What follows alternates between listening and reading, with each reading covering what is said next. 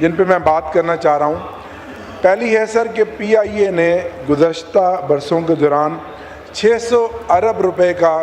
قومی خزانے پہ بوجھ ڈالا۔ اب جب کہ اس کی نجکاری ہو چکی ہے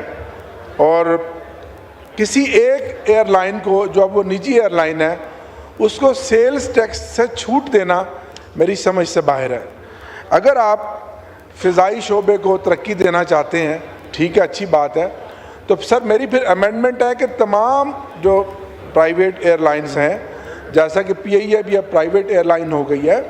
ون ٹائم پھر سب کو چھوٹ دیں تاکہ تمام ایئر لائنز جو ہیں وہ ترقی کر سکیں اور ان سب کو فائدہ ہو۔ سر دوسری میری امینڈمنٹ ہے کہ آج جب عام شہری مہنگائی کی چکی کے تلے پس گیا ہے اور یوٹیلیٹی بلز جب آتے ہیں تو لوگوں کی چیخیں نکل جاتی ہیں، سر ایسے میں آپ ان مسافروں کو جو بزنس کلاس میں سفر کر رہے ہیں ان کو ٹیکس کی چھوٹ دے رہے ہیں۔ سر کتنا بڑا ظلم ہے کہ ایک عام آدمی جو 30 دن مہنگائی کی چکی کے تلے پستا ہے، جب اس کے سامنے یوٹیلیٹی بلز آتے ہیں جس پہ ٹیکسوں کی بھرمار ہے، اس کی چیخیں نکل جاتی ہیں، لوگ ذہنی مریض ہو گئے ہیں۔ پیٹرول، کرائے،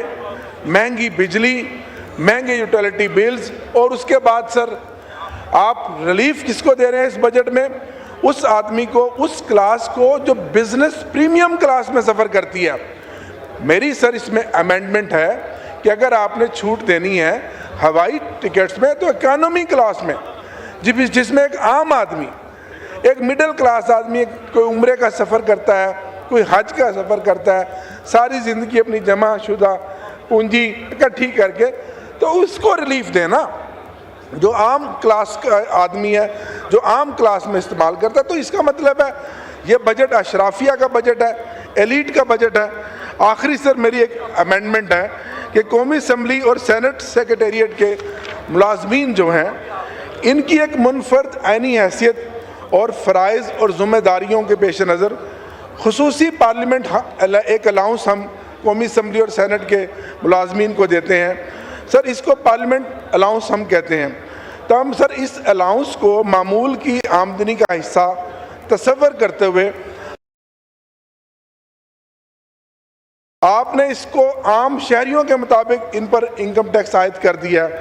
لہٰذا میری یہ گزارش ہے کہ یہ الاؤنس جو دونوں سیکریٹریٹس کی منفرد عینی حیثیت، تنظیمی ڈھانچے اور فرائض اور ذمہ داریوں کو مد نظر رکھتے ہوئے اس کو آپ ختم کریں،